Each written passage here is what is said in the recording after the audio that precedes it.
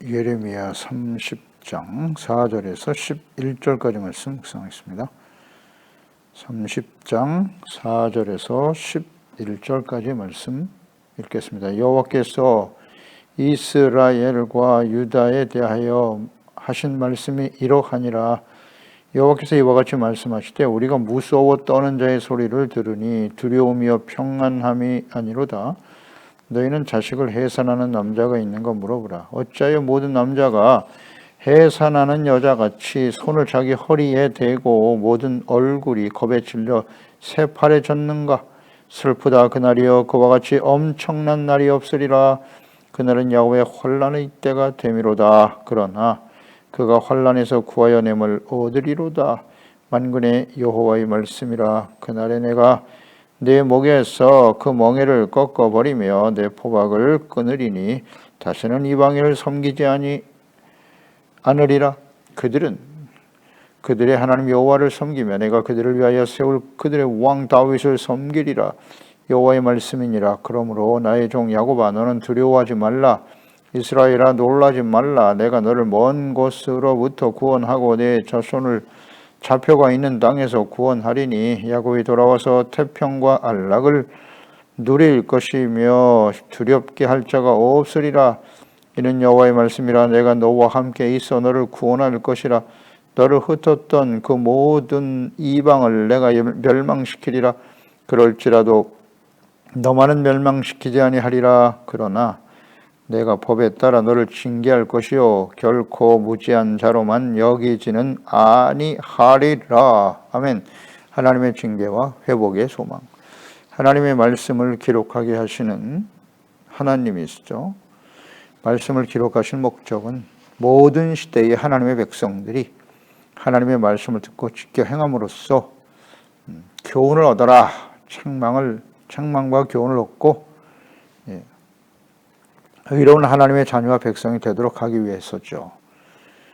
그러니까 하신 하나님의 말씀이 어떻게 구체적으로 실천되는가, 신실하신 하나님이심을 깨닫고 바르게 주님을 섬기도록 하기 위해서 말씀을 기록하게 하신 것입니다.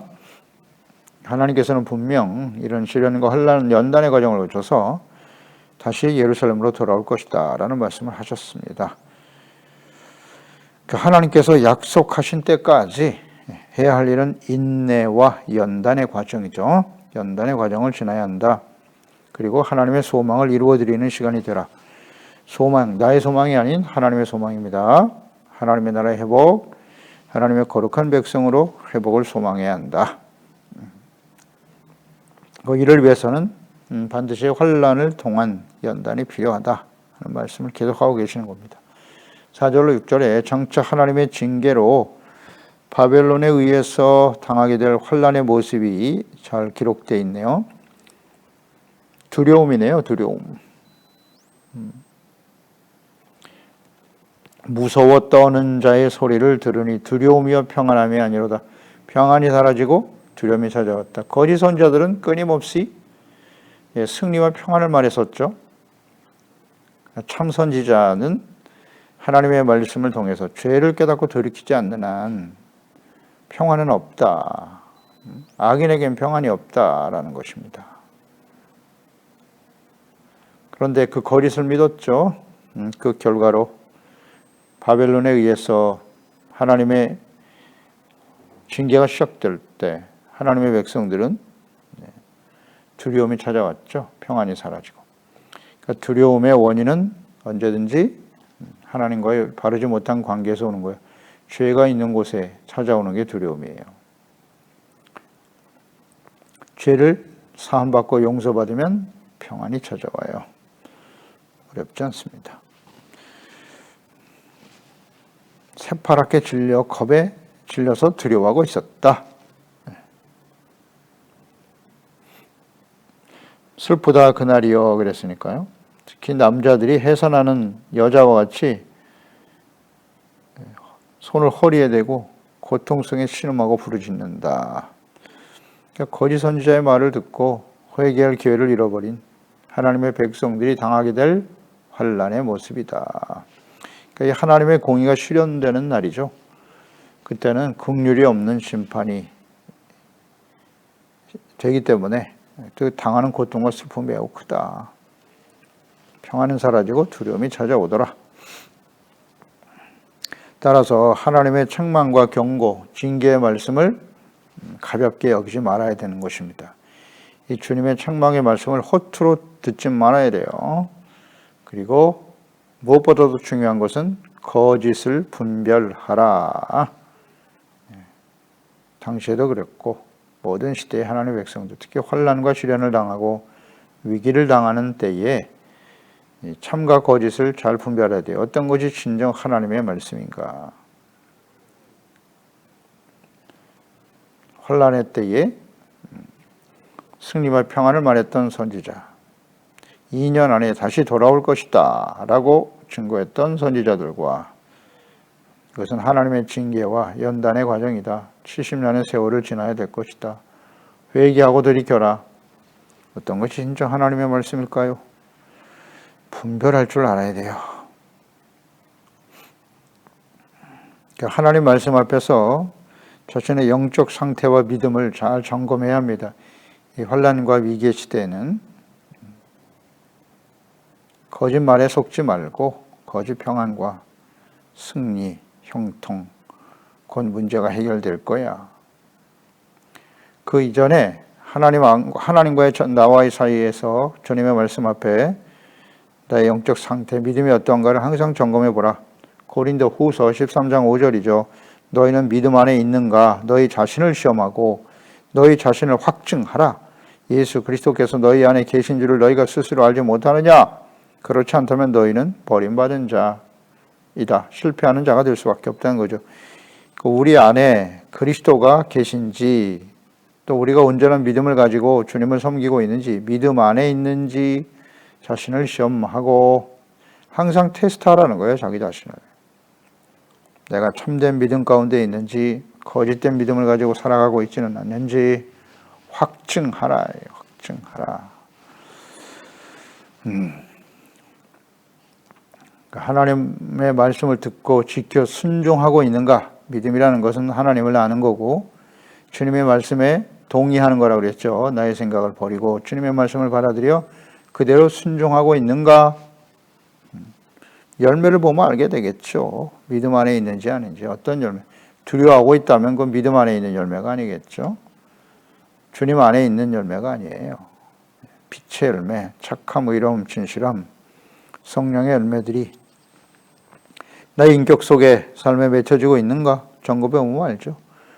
에베소서 5장 9절로 이어지죠. 11절에 빛의 열매는 착함, 의로움, 진실함이라고 했어요. 주를 기쁘시게 할 것이 무엇인가 시험하여 보라. 너희는 열매 없는 어둠의 일에 참여하지 말고 도리어 책망하라. 빛의 열매가 아니면 나머지는 어둠이겠죠. 성령의 열매가 아니면 육체의 열매이겠죠. 빛의 열매, 모든 착함, 의로움, 진실함. 이것이 있는지, 이것을 통해서 주님을 기쁘시게 하는지 시험하라. 그렇게 하고 있나요? 환난과 시련을 당할 때 이것을 점검하는 시간이 돼야 돼. 시험하라. 매일매일 시험하는 거죠. 테스트하는 겁니다. 그러니까 자기 자신이 믿음 안에 있는지 시험해 보기 위해서는 어떻게 해야 돼요? 말씀 묵상이잖아요.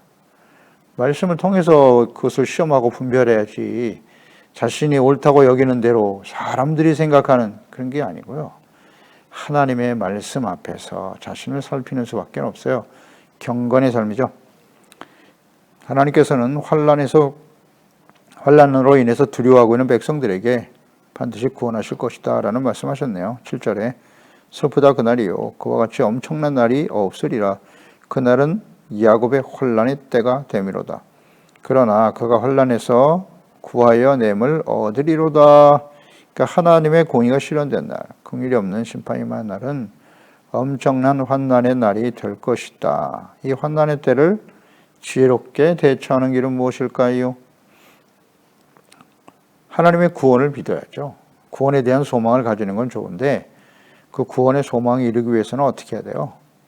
환난의 때에 우리가 해야 될 지혜로운 대처는 먼저 하나님과 하나님 말씀 앞에 겸손해야죠. 겸손하고 정직하고 진심으로 회개하고 돌이키는 거예요. 다시 한번 강조합니다. 겸손이란 무엇이다? 하나님과 그 말씀 앞에서 자신의 죄를 깨닫고 인정하고 정직하게, 솔직하게 자백하고 돌이키는 것이다. 그러니까 또 하나는 징계를 겸손히 받아들이는 거예요. 받아들이고 인내와 연단의 과정을 거쳐 하나님의 소망을 이루어 드리는 일. 하나님의 나라와 의의 백성으로의 회복이죠. 다시 한번 강조합니다. 환난의 때에 이것을 우리가 지혜롭게 대처하는 길은 두 가지예요. 진심으로 회개하라. 또 하나는 그게 잘 안 되면 징계를 겸손히 받아들여라. 인내와 연단, 그리고 나의 소망이 아닌 하나님의 소망을 이루어드리자. 자, 예수 그리스도의 재림과 마지막 환난의 때를 지금 우리가 임박한 시대를 살고 있습니다. 이걸 인정해야 합니다. 마태복음 24장 21절, 22절에 이는 때가 그때에 큰 환난이 있겠습니다. 창세로부터 지금까지 이런 환난이 없겠고, 요한계시록이죠. 후에도 없으리라. 그날을 감하지 아니하면 모든 육체가 구원을 얻지 못할 것이나 그러나 택하신 자들을 위하여 그날을 감하시리라.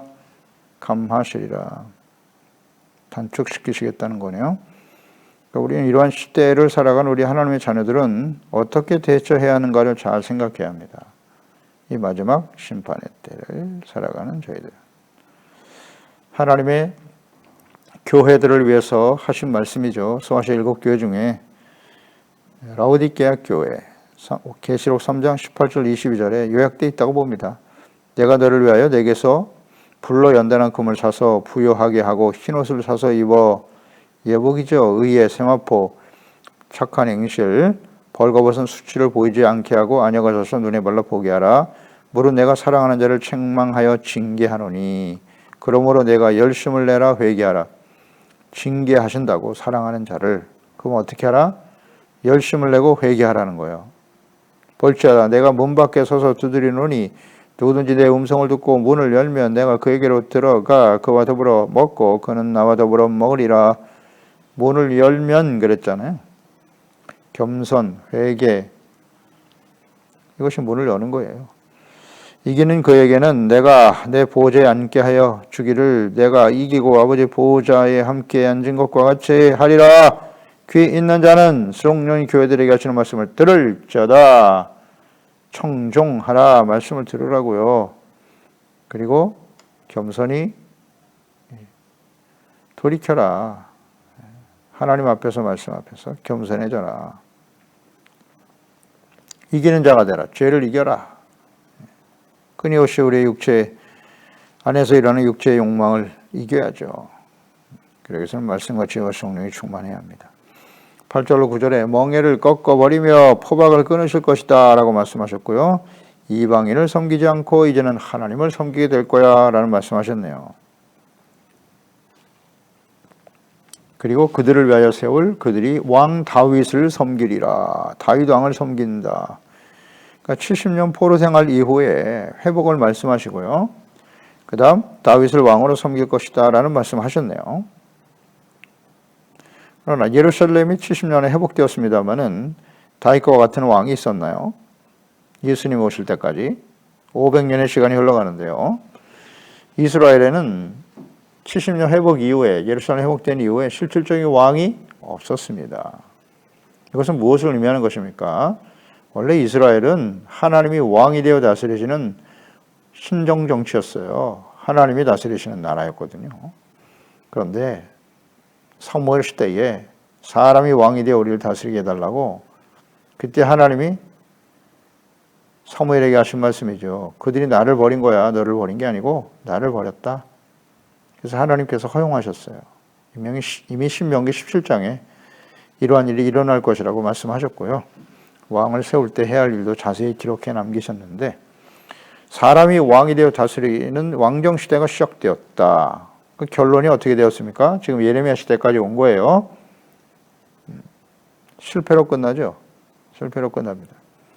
그래서 연단을 통해서 70년 후에 예루살렘이 회복될 때 그때는 이제 왕이 아니라 하나님이 직접 왕이 되어 다스리시는 것이다. 그런데 다윗이 왕이 되어 다스린다라고는 의미는 무엇일까요? 다윗의 자손으로 오실 하나님의 아들 예수 그리스도가 왕이 되어 다스리게 될 것이다. 그리고 그분을 예수님을 주로 섬기게 될 거야 라는 말씀이죠. 예언적 말씀인 겁니다. 그러니까 에스겔 37장 23절 이하에 그들이 그 우상들과 가증한 물건과 그 모든 죄악으로 더 이상 자신들을 더럽히지 아니하리라. 내가 그들을 그 범죄한 모든 처소에서 구원하여 정결하게 한즉 그들은 내 백성이 되고 나는 그들의 하나님이 되리라. 변함없는 하나님의 뜻이에요. 내 종 다윗이 그들의 왕이 되리니, 지금 이스라엘의 회복을 말씀하고 계신 거예요. 내 종 다윗이 그들의 왕이 되리니 그들 모두에게 한 목자가 있을 것이라.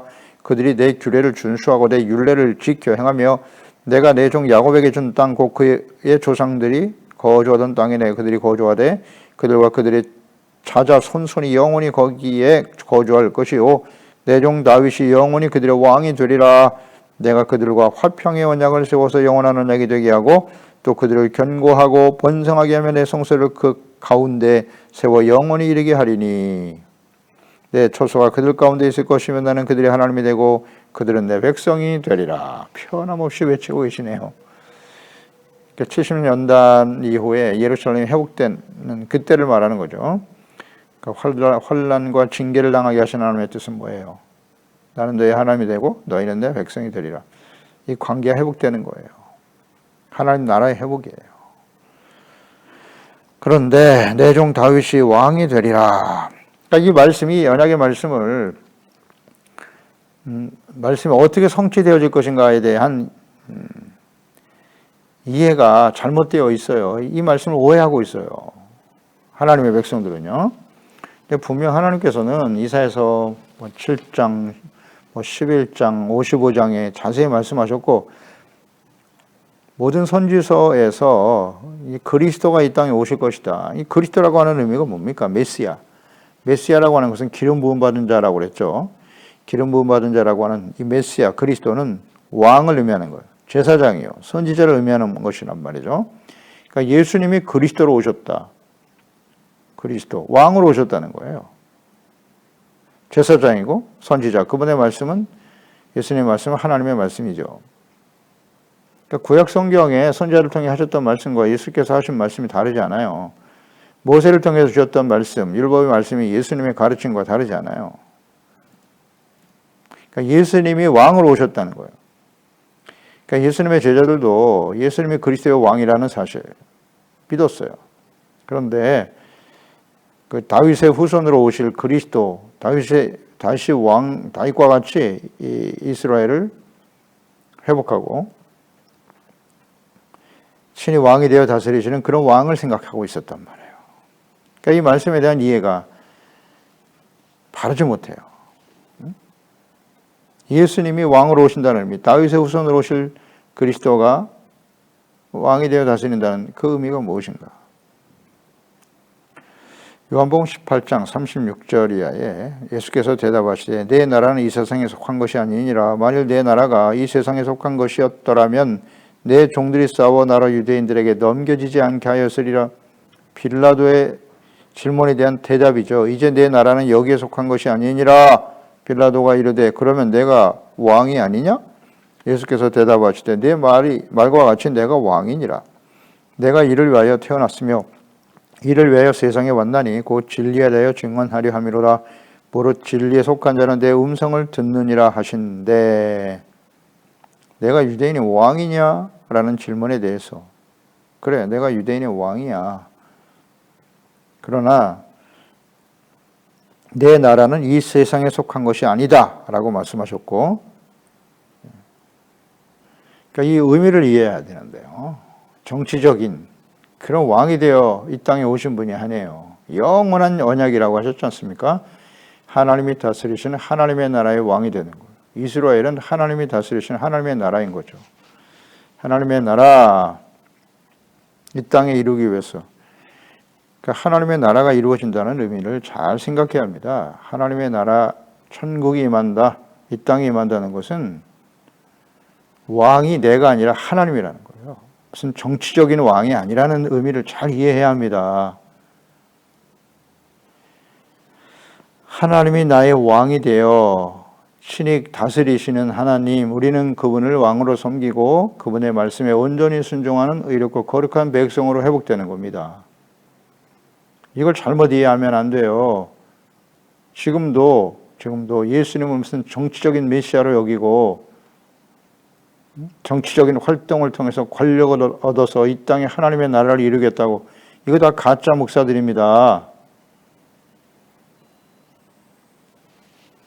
이걸 이해를 못합니까? 왕이신 하나님, 우리의 왕이 되신 예수 그리스도, 그 왕의 의미, 나라의 의미가 무엇인지를 똑바로 이해하고 있어야죠. 10절 11절 70년간의 포로 생활을 허락하신 하나님, 징계를, 환난을 당하게 하신 목적이죠.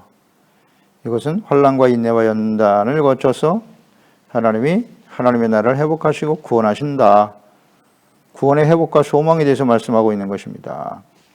그러니까 예루살렘으로 돌아와 태평이라고 그랬어요. 태평과 안락을 누리게 되고 두렵게 할 자가 없을 것이다. 그렇죠. 하나님이 다스리시는 하나님의 나라가 회복되면 누가 하나님의 백성들을 건드릴 수 있어요. 공격할 수도 없고 두려움의 대상이 될 수 있는 것은 아무것도 없습니다. 하나님이 왕이시면, 하나님이 다스리신 하나님의 나라가 바르게 세워지기만 하면 두려워할 것이 없어요. 내가 주인이 되고 내가 왕이 되고 나의 능력이 되어 능력을 의지하며 살아가기 때문에 인간의 능력이라는 건 한계가 있습니다. 우리가 극복할 수 없는 시련과 어려움을 당하게 되면 이렇게 두려워서 떨게 되는 거예요. 평안을 잃어버리고. 어렵지 않습니다. 우리의 삶의 여정에는 많은 시련과 위기와 환난들이 있게 마련이에요. 지금까지도 경험했고, 지금 경험하고 있고, 앞으로도 더 큰 환난을 경험하게 되겠죠. 시련들이 다가올 것입니다. 예기치 못한 일들이 벌어져요. 그럴 때 우리는 두려워하는가? 그 안에서 참된 평화를 누리며 살아가는가? 간단하죠. 두려워한다는 것은 내가 나의 능력으로, 내 힘과 능력으로 살고 있구나. 하나님이 다스리시는 하나님의 나라, 거룩한 의의 백성으로 살아간다면 절대 두려움이 없음. 두려움에는 형벌이 따르는 거죠. 사랑 안에는 두려움이 없고 그랬잖아요. 하나님을 사랑하면 하나님을 사랑하는 일이란 그 계명, 그 말씀을 듣고 지켜 행하는 것이다. 그렇습니다. 그러니까 하나님의 다스림을 받는 하나님의 나라, 하나님의 백성들을 누가 두려움에 떨게 하겠습니까? 두려움의 대상이 그 누구도 될 수 없어요. 그러니까 하나님의 백성을 포로로 끌고 가고 억압하던 자들을 하나님께서 친히 심판하시고 회복시켜 주실 것이다 라고 말씀하셨네요. 너희는 두려워하고 놀라지 말라. 내가 너를 구원할 거야. 내 손을 잡혀가 있는 땅에서 구원해 줄 거고 태평과 안락을 누리게 할 것이다. 그러니까 항상 우리 마음속에 평안과 안식이 있는지를 잘 점검해 보십시오. 하나님이 구원을 약속하시면서 모든 이방을 내가 멸망시킬 거야. 11절에 그 모든 이방을 내가 멸망시키리라. 네. 그들을 포로로 끌려갔다는 나라를 하나님께서 멸망시킨답니다. 그래서 구원해 주실 거라고. 이 말씀대로 이스라엘을 포로로 끌고 왔던, 예루살렘을 황폐하게 만들었던 바벨론 느부갓네살 왕조 어떻게 됐나요? 그의 아들 벨사살 왕 때에 멸망의 길을 가고 말았습니다. 자, 하나님께서 70년을 약속하셨고요. 70년 후에 회복될 것이다. 그러니까 이 70년이라고 하는 것은 그렇게 오랜 시간이 아니었던 면에서 보면 2대밖에 안 되잖아요. 2대. 그러니까 70년 후에 회복이 돼야 되니까 느부갓네살 바벨론 왕 느부갓네살 왕조는 무너질 수밖에 없는 거죠. 하나님이 이렇게 다 말씀하신 거예요. 무너질 것이다. 근데 말씀대로 됐죠. 벨사살 왕 때 성전에서 가져간 기명을 가지고 술 먹고 잔치하고 하나님을 멸시하고 조롱했죠. 손가락이 나타나서 하나님이 직접 글을 쓰셨잖아요. 너는 이제 너의 왕조는 끝났다. 그래서 결국 죽고 말았습니다. 벨사사 왕. 그리고 바사 왕에 의해서 멸망을 당하죠. 그리고 말씀대로 이제 회복이 일어나게 되는 겁니다. 바사 왕 고레스 36대하, 역대하 36장 22절, 23절이죠. 바사의 고레스 왕 원년에 여호와께서 예레미야 입으로 하신 말씀을 이루시려고, 이게 동기고 목적이에요. 여호와께서 바사의 고레스 왕의 마음을 감동하셨다. 하나님의 때가 되면 이방인 왕도 이렇게 움직이시는 겁니다. 그가 온 나라에 공포도 하고 조소도 내려 이르되 바사 왕 고레스가 이같이 말하노니 하늘의 신 여호와께서 세상 만국을 내게 주셨고, 야, 이걸 어떻게 알았을까요? 나에게 명령하여다 예루살렘의 성전을 건축하라 하셨나니. 이건 완전히 고레스는 하나님의 종이에요. 하나님께서 그에게 친히 말씀하시고 감동하셨어요. 너희 중에 그의 백성 된 자는 다 올라갈저다. 너희 하나님 여호와께서 함께 하시기를 원하노라. 보세요. 하나님이 역사하니까 이렇게 변화가 일어나지 않습니까? 고레스 왕도 변화되고, 예수님 당시에 로마에서 멸망당했지 않습니까? 그 강력한 로마, 그들이 어떻게 하나님의 말씀 앞에 하나님 앞에 무릎을 꿇게 되었을까요? 복음을 방해하고 예수 그리스도와 교회를 받게 했던 로마의 황제들이 말입니다. 콘스탄틴 대제가 십자가 밑에 무릎을 꿇고 말잖아요. 이렇게 하시는 거예요. 하나님께서 감동하시면 얼마든지 세상의 권력자들도 하나님의 나라의 회복을 위해서 무릎을 꿇게 하시는 겁니다. 이분이 하나님이세요. 하나님이십니다. 하나님은 하나님의 때에 하나님의 뜻을 이루어 가신다. 이것은 우리는 분명히 깨달아야 합니다. 역사의 주인은 하나님이세요. 권력자들이 아니에요. 힘 있는 자들의 세상이 아닙니다. 그렇게 보이죠? 그러나 하나님의 공의는 반드시 작동됩니다. 바벨론 왕조가 이대만에 끝날 줄 어떻게 알았어요? 그 강력한 나라가. 교만하면 바로 무너지는 거예요. 교만 때문에 그렇게 멸망할 거라고 끊임없이 말씀하셨죠. 그리고 그 마지막 절에 11절, 그러나가 중요합니다. 그러나 내가 법에 따라 너를 징계할 것이요 결코 무죄한 자로만 여기지 아니하리라. 오호, 이 말씀을 주목해야 합니다. 그러나 내가 법에 따라 너를 징계할 것이고, 결코라는 말을 쓰셨네요. 결코 무죄한 자로만 여기지는 않을 거야. 자, 하나님께서 지금 연단의 과정을 통해서 회복을 말씀하셨단 말이죠. 이것은 하나님의 뜻은, 그 백성들을 향한 하나님의 생각과 뜻은 재앙이 아니라고 하셨어요. 장래에 평안을 주는 것이고 미래와 소망을 주는 것이라 하셨는데, 그 소망은 하나님의 나라의 회복이란 말이죠. 회복을 위해서는 환난과 연단의 과정을 지나야 한다. 이것이 하나님의 사랑이죠. 사랑과 그 책망 속에 나타난, 징계 속에 나타난 하나님의 사랑인데, 그러나 하나님의 공의, 이 공의도 아주 분명하게 언급하셨어요. 내가 법에 따라 너를 징계할 것이다. 이것이 공의입니다. 그러니까 하나님께서는 회복에 대한 약속과 소망도 주시지만 법에 따라 너를 징계할 것이다 라고 말씀하셨어요. 죄에 대한 하나님의 공의의 실현. 하나님의 공의는 범죄한 자가 진심으로 회개하지 않으면 결코 무죄한 자로 여기지 않으신다는 거 잊지 말아야 합니다. 하나님의 공의는 범죄한 자가 진심으로 회개하지 않으면, 이게 전제예요. 회개하면 용서하세요. 그러나 회개하지 않으면 공의가 작동될 수밖에 없다는 거예요. 그래서 죄의 대가를 지불하게 하시는 하나님이시다. 그러니까 이를 위해서 하나님께서는 그 죄 없으신 하나님의 아들을 십자가에 죽게 하신 겁니다. 로마서 6장 23절에 죄의 삭은 사망이요 하나님의 은사는 그리스도 예수 우리 주 안에 있는 영생이니라. 아멘.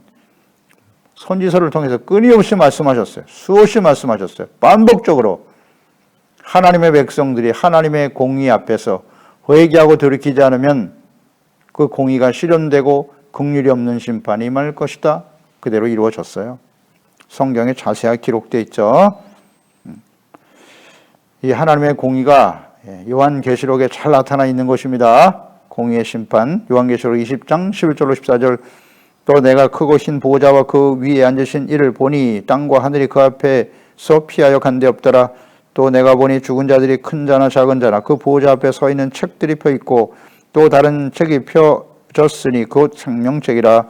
죽은 자들이 자기의 행위를 따라 책들에 기록된 대로 심판을 받으니 바다가 그 가운데서 죽은 자들을 내주고 또 사망과 음부도 그 가운데서 죽은 자들을 내주매 각 사람이 자기 행위대로 심판을 받고 사망과 음부도 불못에 던져지니 이것은 곧 둘째 사망 곧 불못이다. 아멘. 모든 사람이 하나님 앞에 서게 되네요. 그리고 그 책이 있는데 책들에 기록된 대로 심판을 받는다. 행위대로 심판을 받는다는 거예요. 우리의 모든 행위가 다 하나님의 책에 기록되어 있다는 거죠. 그 기록된 내용이 우리의 범죄한 내용들이겠죠. 그러니까 우리가 회개할 때 하나님은 그 책에서 우리의 죄를 지워주신다는 거예요. 이것이 은혜입니다. 그러니까 우리는 어떻게 해야 돼요? 이 땅에 완전한 의인은 없습니다. 그래서 자신들의 죄를 인정하고 부지런히 말씀을 듣고 깨닫고 지워야 돼요. 회개하고 돌이켜야 합니다. 돌이켜야 합니다. 하나님의 구속의 은혜죠. 은혜로 믿음으로 의롭다함을 얻은 이후에 부지런히 말씀과 징계와 연단의 과정을 지나면서 죄를 자복하고 회개하고 용서받는 의의 거룩한 자녀로 살아가는 경건의 훈련에 힘써야 할 것입니다. 기도하겠습니다. 하나님 아버지 감사합니다. 오늘도 주의 말씀을 통해서 하나님의 자녀와 백성들에게 환난과 시련을 또 징계를 당하게 하시는 뜻을 분명히 알겠습니다. 환난은 인내와 연단을 거쳐서 하나님이 다스리신 하나님의 나라 의의 거룩한 백성으로 회복되는 하나님의 뜻이지요. 그런 거로 두려워하거나 염려하지 말고 겸손해지면 됩니다. 회개하고 돌이키면 용서받고 참된 안식과 평안을 누리게 하시겠다, 구원해 주시겠다고 약속하셨습니다. 그러나 하나님의 법에 따라 징계를 할 것이고 결코 무지한 자로만 여기지 않는다고 하셨사오니 하나님 앞에 말씀 앞에 우리의 죄를 깨닫고 회개하고 돌이키고 용서받는 경건의 삶을 계속해 갈 수 있도록 도와주세요. 예수님의 이름으로 기도드리옵나이다. 아멘.